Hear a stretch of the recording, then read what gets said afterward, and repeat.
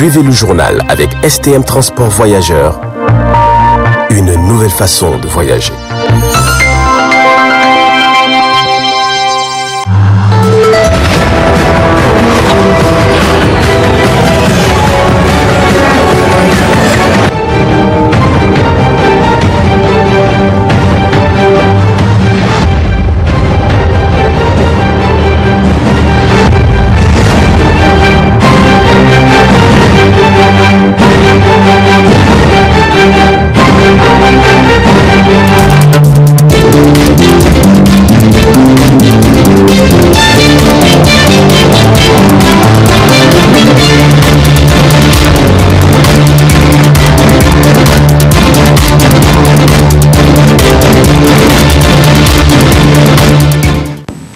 Vous êtes sur le 20h15 de la télévision Tambara. Monsieur Dam, bonsoir et ravi d'être avec vous.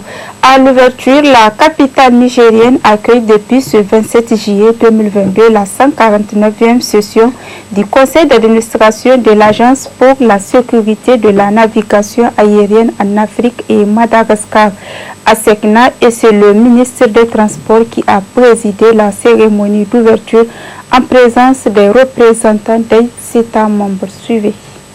La présente cérémonie marque l'ouverture du conseil d'administration de l'Agence pour la sécurité des navigations aériennes en Afrique et à Madagascar, ASECNA, qui est à sa 149e session et rentre dans le cadre du bon fonctionnement et de la bonne gestion de l'organisation du secteur aérien.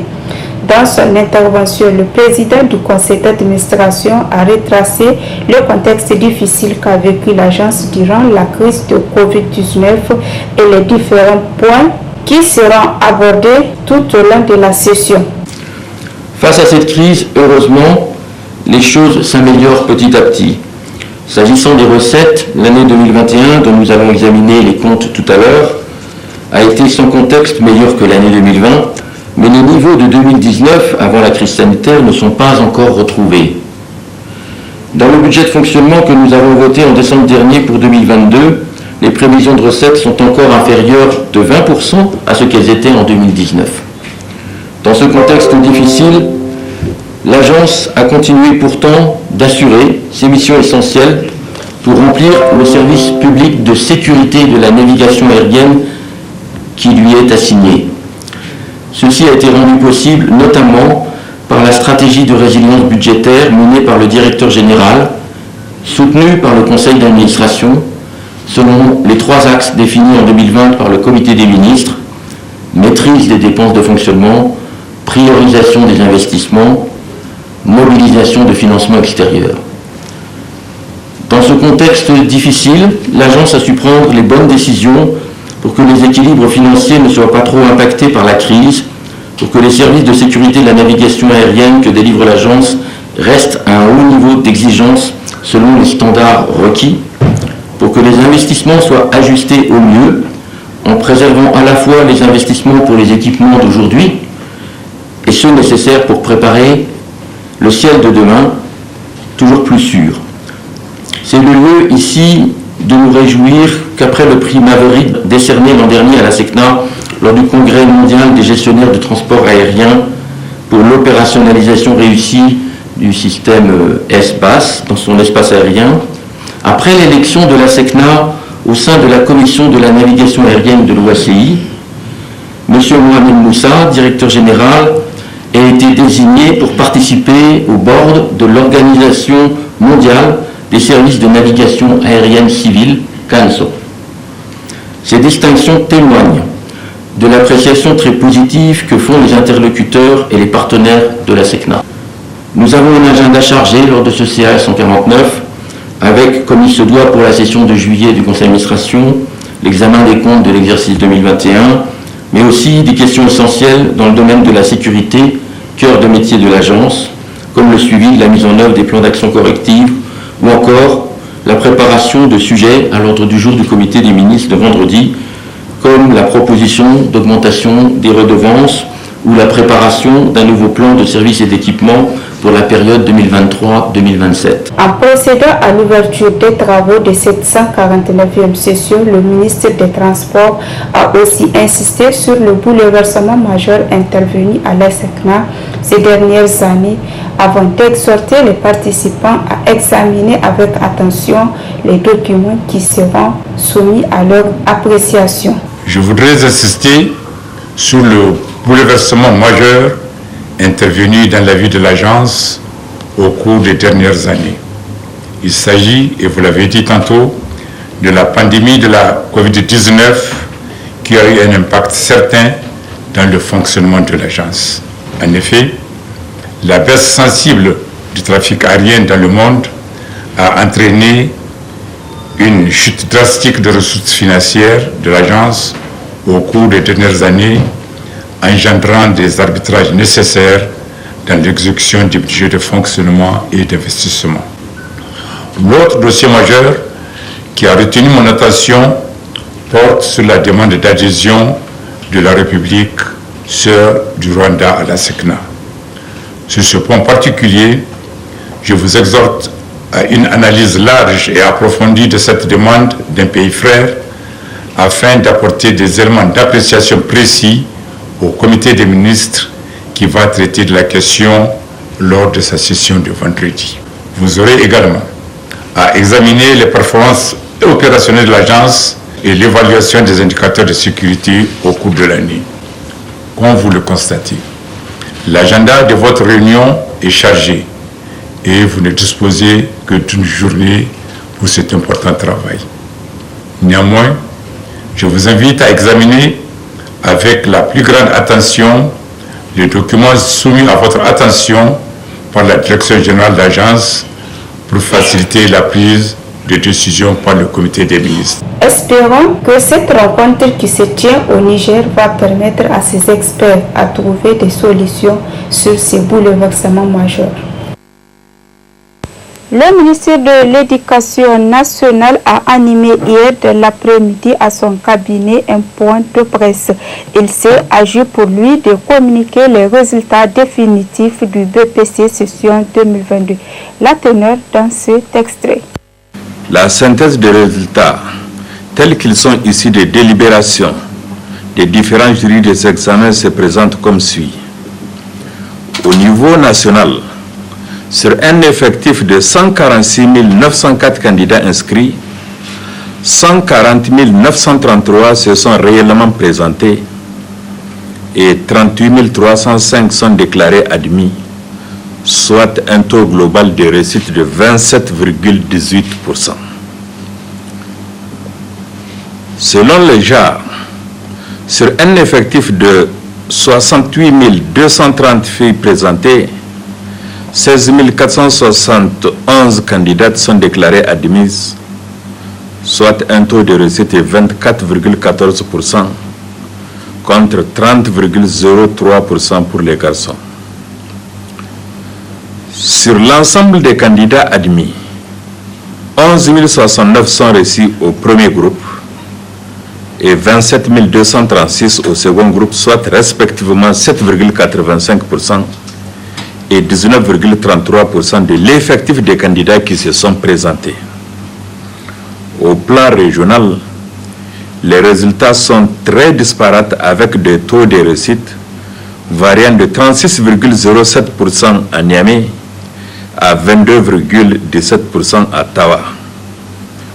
Dans la présentation, vous avez un tableau récapitulatif qui prend ces résultats par région. En termes de comparaison, l'on peut se réjouir du fait que le taux de réussite au niveau national et régional ont connu une augmentation significative par rapport à ceux de la session 2021. À titre illustratif, le taux de réussite au niveau national est passé de 20,51% en 2021 à 27,18% en 2022. Soit un gain de plus de 6 points. La région de Niamey, en tête de classement en 2021 et 2022, a enregistré respectivement des taux de réussite de 30,51% et de 36,07%. tandis que les régions classées en dernière position sont Zender en 2021 avec un taux de 15,07% et Tawa en 2022 avec un taux de 22,17%. L'analyse de ces résultats par type de candidat montre un net avantage des candidats de l'enseignement privé, 34,17% sur ceux de l'enseignement public, 24,79%, et sur les candidats libres, 17,87%, soit une différence de plus de 9 points par rapport au public et de plus de 16 points par rapport aux candidats libres. Cette tendance étant d'ailleurs plus prononcée en 2021 avec des taux de réussite de 29,58% pour les privés contre seulement 17,99% pour l'enseignement public, soit une différence de presque 12 points. La performance relative du privé sur le public s'explique entre autres par la rigueur dans la gestion du personnel, l'utilisation des meilleurs enseignants du public, le recrutement sélectif des élèves à partir d'une certaine moyenne. Il faut se féliciter qu'aucune fuite de sujets d'examen ou fraude pouvant entacher la crédibilité de cet examen n'a été enregistrée.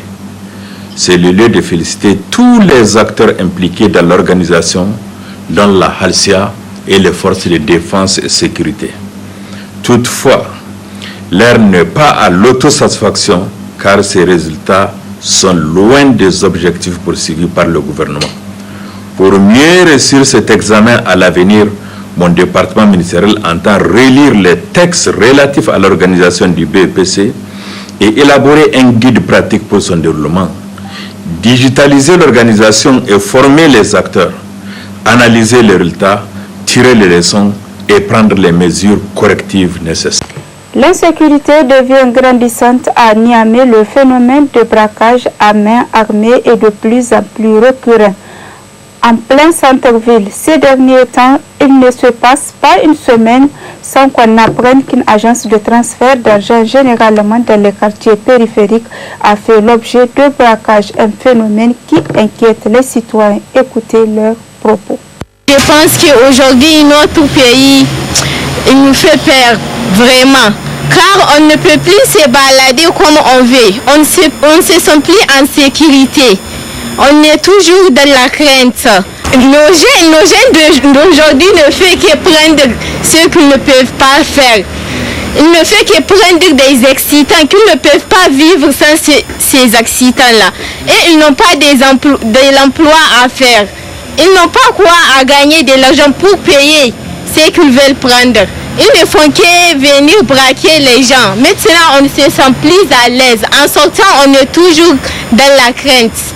Moi, le conseil que je peux leur donner est que d'aller chercher quoi à faire. Si tu veux prendre quelque chose, il faut chercher du travail.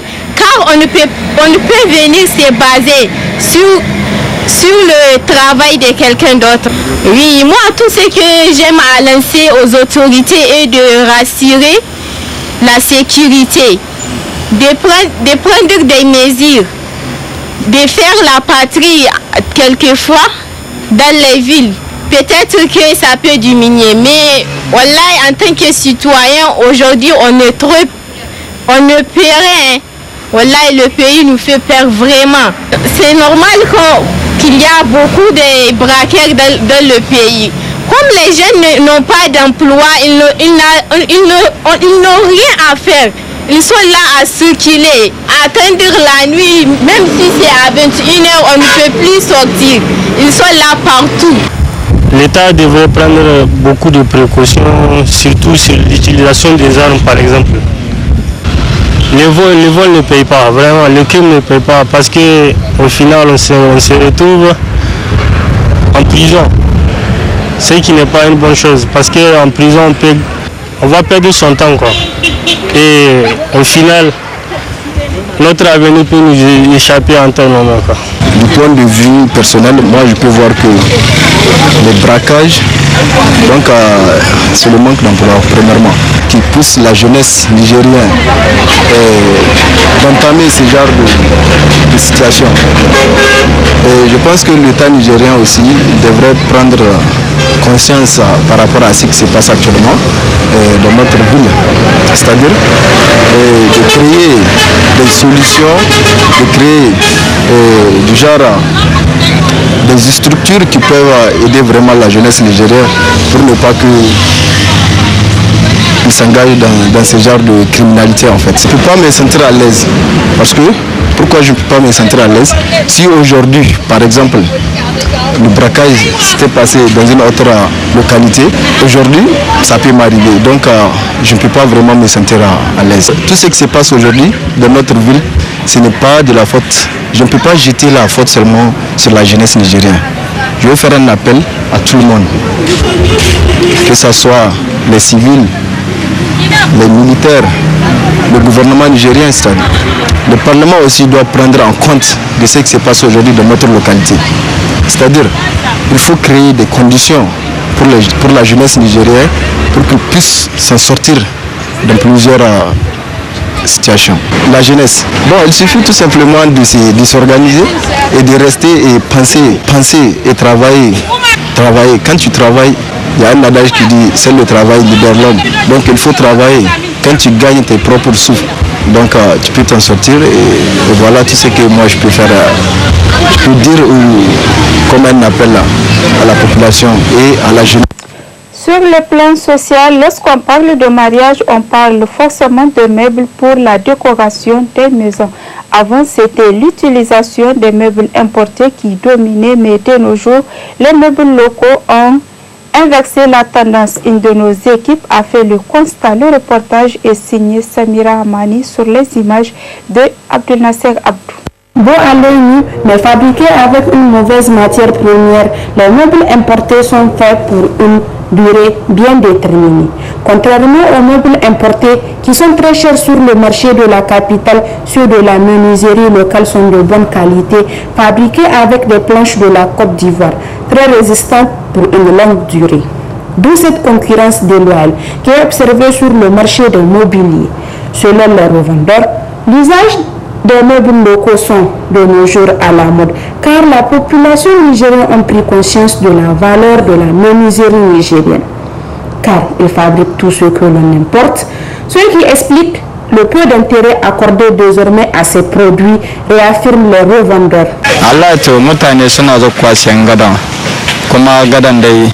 Vraiment, les clients viennent pour l'achat. Surtout avec le mariage ces derniers temps, nous assistons à l'arrivée des clients. Alhamdulillah da ana samun daidai gwargwado. Oui, il y a des produits importés de l'extérieur. Ils sont un peu chers. Mais entre nous et tous les mois nous avons des lits de 3 places. Les 2 places et le prix est toujours abordable. Maintenant, les clients préfèrent local parce que nous avons amélioré la production avec des outils de travail nouvellement venus de l'extérieur. L'appel que j'ai à lancer est que les gens n'ont qu'à venir choisir. Nous sommes en train de faire de nouvelles créations. Acheter les meubles fabriqués au pays revient à contribuer à l'économie nationale. De ce fait, il est préférable de s'enrichir soi-même en utilisant les produits et objets locaux. Point final de cette édition de formation. Merci de votre aimable attention. Au revoir.